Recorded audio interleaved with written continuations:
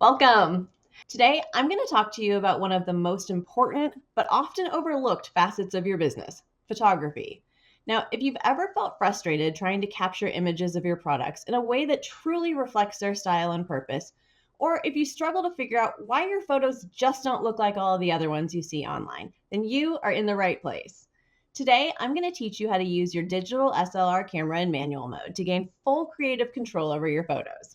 So let's jump right into things here, and I'm going to share my screen with you. Again, thank you for joining me today to chat about Creative Control, a guide to manual mode photography. This class is for anyone with access to a digital SLR camera who wants to take creative control of their photos by using manual mode. I'm going to show you how to take back the reins and stop letting your camera make all of the decisions for you. So, who is this class for? Today's workshop is perfect for anyone who wants to learn the basics of how to take photos in manual mode. Since we have a lot of small business owners in the audience today, I'm going to be gearing some of my information towards creative business owners. But just know that if you're not a small business owner, all of the techniques and information that I'm sharing are still going to apply to you and whatever type of photos you're looking to create. Now, before we go any further, I should probably tell you a little bit about myself and my background. My name's Heidi Cundon. I'll be your guide today on this photographic journey. I am a small business owner, which means that I am also a content creator, a blogger, a photographer, a graphic designer, and lots more, because in this industry, we wear lots of different hats. And I'm also a mom to 3 teenage boys, so there is never a dull minute around here. I currently run 2 small businesses. Happiness is Homemade is where I share all kinds of craft tutorials and family fun for all ages, and the Stationery Escape, which is my Etsy shop where I sell book-themed gifts and home decor. So as a website creator and a shop owner, I know firsthand just how critically important it is for you to be able to take great photos that showcase your work and help you to attract new customers and followers. I have over 25 years of experience with manual photography, and my work's been featured in a lot of prominent publications and television shows, so I really hope that you'll trust me to take you on this journey.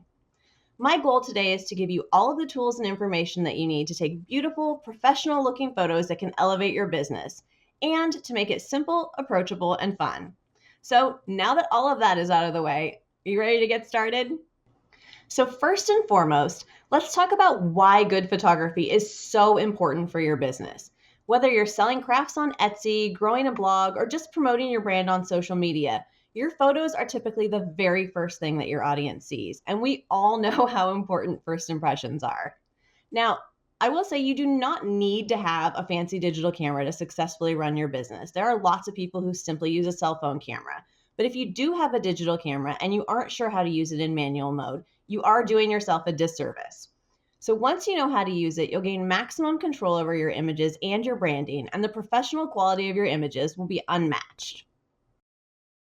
Take a look at these example photos. Which ones immediately catch your eye? Take a minute to really look closely at each of these photos and determine what you do or don't like about it. Is it too dark? Is it too bright? Too basic? Too busy? Take a look at the backgrounds. Do you love the choices or hate the choices that were made there? Taking note of what you do and don't like about photos is the very first step to developing your own photographic style. And when it comes to your customers, clear, beautiful photos can mean the difference between a scroll and a sale. And that is why learning to shoot in manual mode is so important and so powerful. Manual mode gives you complete control over how your photos look. No more blurry shots or bad lighting, no more skewed focus or inconsistent colors. With manual mode, you'll have access to all of the tools necessary to showcase your creations in the best possible light, quite literally. So, how do you achieve a well-balanced photograph? It's all about the exposure triangle. But first, let's back up for just a second and take a closer look at how your camera takes a photo.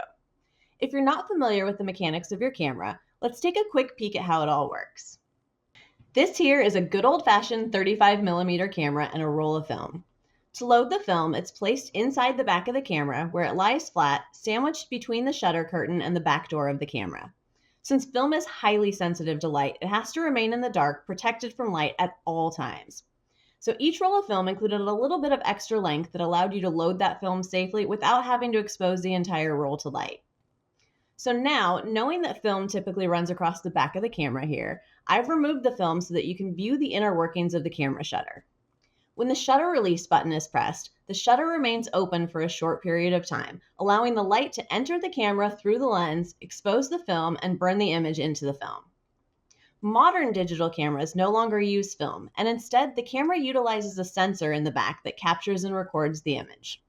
Of course, the camera's lens also plays a role in capturing the image. Each lens has a small adjustable opening that allows more or less light to pass through the lens into the camera and onto the sensor. This is known as the camera's aperture setting. And knowing how to utilize these elements, such as the lens aperture and the shutter speed, is the foundation of manual mode photography. Which brings me back again to the exposure triangle. The exposure triangle is the key to manual photography, and it consists of the three most important camera settings: shutter speed, aperture, and ISO. These settings work together to determine how light or how dark your photo is, and they each contribute different elements to the overall look of the image. So let's take a closer look at how each of these settings work. Shutter speed controls how long your camera's shutter stays open, and it's measured in fractions of a second. For example, 1/100 is the equivalent of 1/100th of a second, so the larger the number on the bottom of that fraction, the faster the shutter speed. A fast shutter speed, like 1,000th of a second, freezes motion, which is great for crisp action and sharp detail shots. And a slow shutter speed, like 1/15, lets in more light, but it can cause motion blur. So if you're shooting anything slower than 1/60, you'll likely need to use a tripod to avoid camera shake and blurring.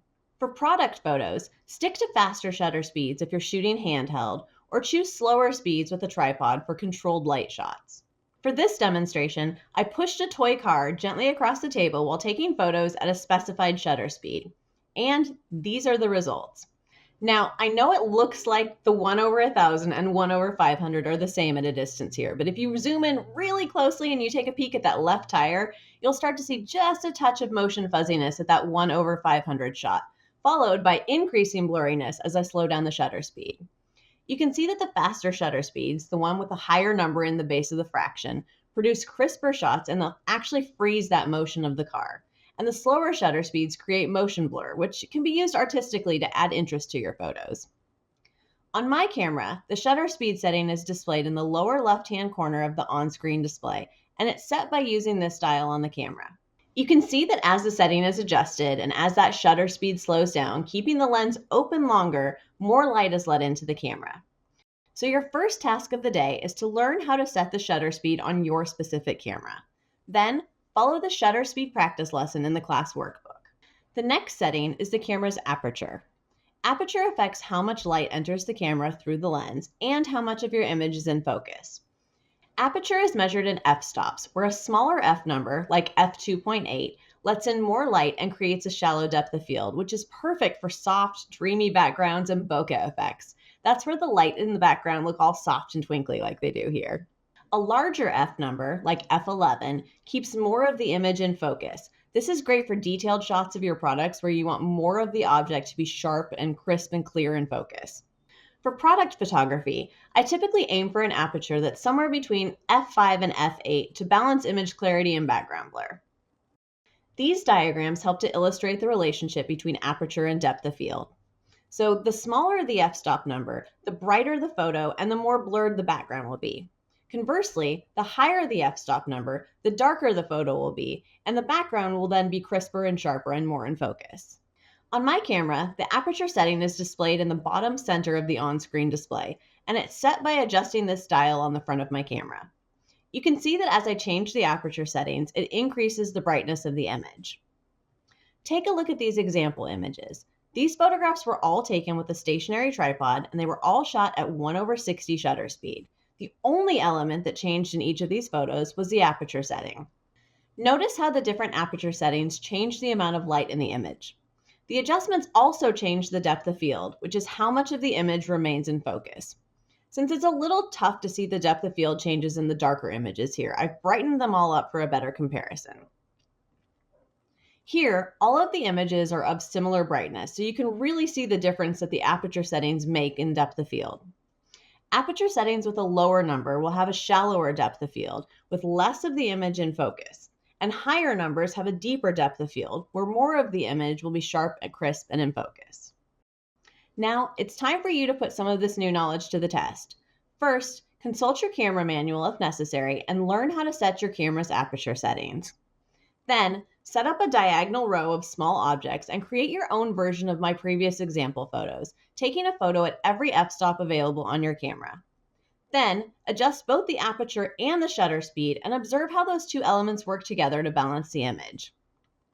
Now, before I dive into this next one, I have to let you know there is a bit of debate and confusion on the pronunciation. ISO is written in all caps, so many people think that it's an acronym for the organization that it stems from, the International Organization for Standardization.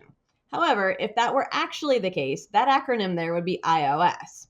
The term is actually derived from a Greek word isos, meaning equal, and even though it's written in all caps like an acronym is, it should actually be pronounced as a single word and is commonly referred to as ISO. However, lots of people who have been in the photography world for a long time, myself included, were originally taught to say ISO, so you're likely going to run across people who refer to it that way also. And there's a good chance that I might slip up in this video and actually call it by both names. So no matter how you choose to say it, ISO measures your camera's sensitivity to light. A low ISO, like 100, will keep your photos sharp and clean, but it does require good lighting, such as a bright sunny day outdoors. A high ISO can help to brighten dark scenes, but it can introduce visual noise which can make your image look slightly grainy and staticky. For product photography, I like to start with my ISO at like 1 or 200, and if you need more light, first go and adjust the aperture and shutter speed, and then make adjustments to the ISO as the last resort. On my camera, ISO is set using this dial on the back of the camera, and again, you can see that as I change these settings, the brightness of the image changes as well. ISO can be incredibly useful in low light situations because some photos might just be too dark to even take without increasing the ISO. So bumping up that number means that you are actually able to take that shot. But it can definitely increase the visual noise and reduce the overall image quality, so always be aware of that trade-off. The three elements of the exposure triangle, shutter speed, aperture, and ISO, work together in harmony to create well-balanced photos. Since these settings all work together interactively, when you adjust one setting, it affects the others, and you're likely going to need to adjust them as well to compensate for the changes. For example, if you open your aperture wider to allow more light in, you might need to set your shutter speed faster to avoid overexposure. And this is where all your practice is going to come into play, because the more that you experiment with your settings, the more intuitive this balance is going to become to you. And I know it sounds like a lot, but don't worry, mastering this balance is totally doable, and it is going to be a game changer for your photography. So let's take a little closer look at how the exposure triangle settings interact with one another. Shutter speed and aperture work in tandem, and it's really helpful to think of them like a teeter-totter. So typically, if you adjust the shutter speed number in one direction, you're going to need to compensate by adjusting the aperture number in the opposite direction, and vice versa. So like I was saying a moment ago, if you open up the aperture and make that a smaller f-stop number, that's going to allow more light into the camera. So you're going to want to make your shutter speed faster with a higher number on the bottom of that shutter speed fraction so that you don't let in too much light, overwhelm the sensor, and overexpose your image. Now, in the opposite direction, if you slow down your shutter speed, that's also going to allow more light to hit the camera sensor. You're likely going to need to make your aperture number larger, which will allow less light to come in through the lens. Shutter speed and ISO are typically adjusted in the same direction. So if you increase the shutter speed and you want to maintain that same level of light exposure in your photo, you may also need to increase the ISO as well to compensate for the reduced amount of light that comes with a faster shutter speed. Similarly, if you decrease the shutter speed, which is going to leave the lens open longer, you might need to lower the ISO to avoid overexposure. Aperture and ISO are also typically adjusted in the same direction. When you open up the aperture, and that is to use a smaller f-stop number, that will let in more light, and you may need to lower your ISO to maintain the same exposure level. Conversely, when you close down that aperture and let in less light, you might also need to increase the ISO to compensate. Now, a perfectly balanced photo happens when all three of these settings work harmoniously together to allow the proper amount of light to hit your camera sensor to create the image. So, how do you know when you've achieved that elusive, perfect balance of elements? It's time to familiarize yourself with the exposure meter. The exposure meter is typically displayed on your camera's screen or through the viewfinder, and it's a scale that runs from either -2 to +2, or sometimes from -3 to +3, depending on your camera make and model. The camera's exposure meter helps you find the perfect balance by showing you whether your photo is too bright, too dark, or just right. When looking at your exposure meter, you want to aim to keep the indicator at or near 0 for a well-exposed shot. An image in the negative numbers indicates that the image is too dark with low contrast, and an image on the positive side of the scale will be bright with high contrast. But be careful that there's not too much brightness and contrast though, because that can lead to overexposure and a loss of detail. Once you start experimenting with your manual mode settings, the exposure meter is going to become your very best friend. So we've talked about how shutter speed, aperture, and ISO all change the way that your camera manipulates light to create your photos. So by now, you can truly appreciate and understand just how important lighting is to photography. It really is the key to everything, and lighting can absolutely make or break your photos. Since many of you watching this workshop are small business owners, I'm going to show you a simple and effective lighting setup specifically for product photography.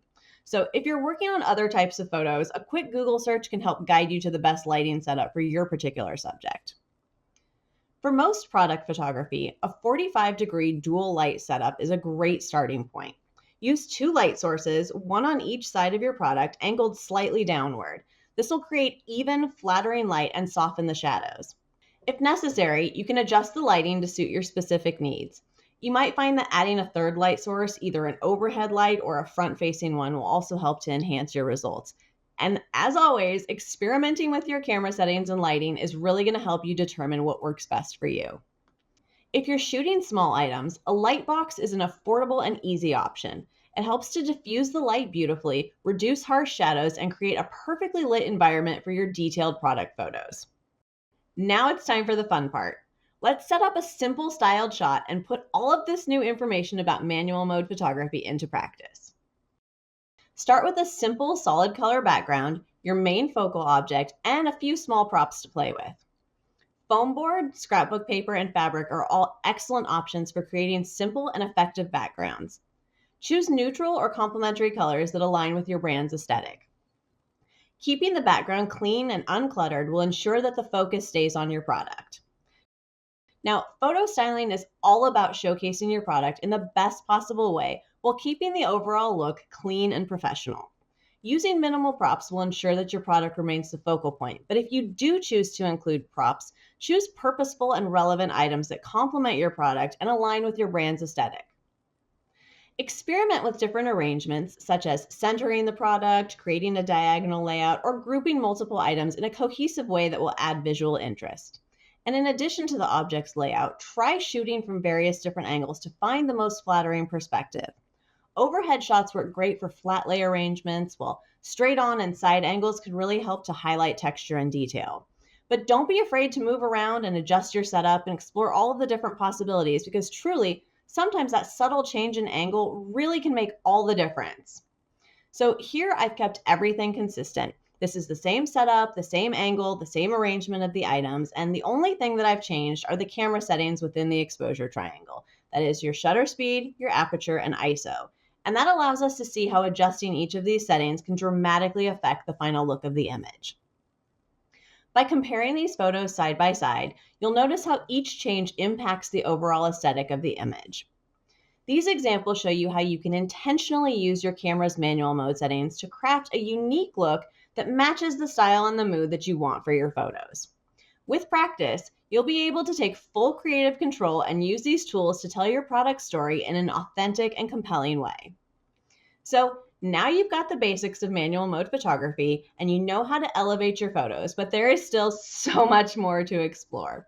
I know we covered a lot of ground today very quickly, so I created some handy cheat sheets for you featuring some of the diagrams that I used in these slides. If you head on over to happinessishomemade.com/photography, you can download these cheat sheets for free. And while you're there, you'll also see a special one-time offer for my new ebook, A Beginner's Guide to Creative Control in Photography. In this book, we dive deeper into the elements of the exposure triangle, including how to set the settings on your camera and make everything work together. It's packed with in-depth exercises, tips and tricks, and examples to help you become a confident photographer and create photos that truly express your vision. Again, I want to thank you all for joining me today. This was so much fun. So be sure to go download your cheat sheets, check out my new ebook, and give me a follow on my social media channels. I am really looking forward to seeing all of the amazing photos that you create, and I hope the rest of your day is fabulous.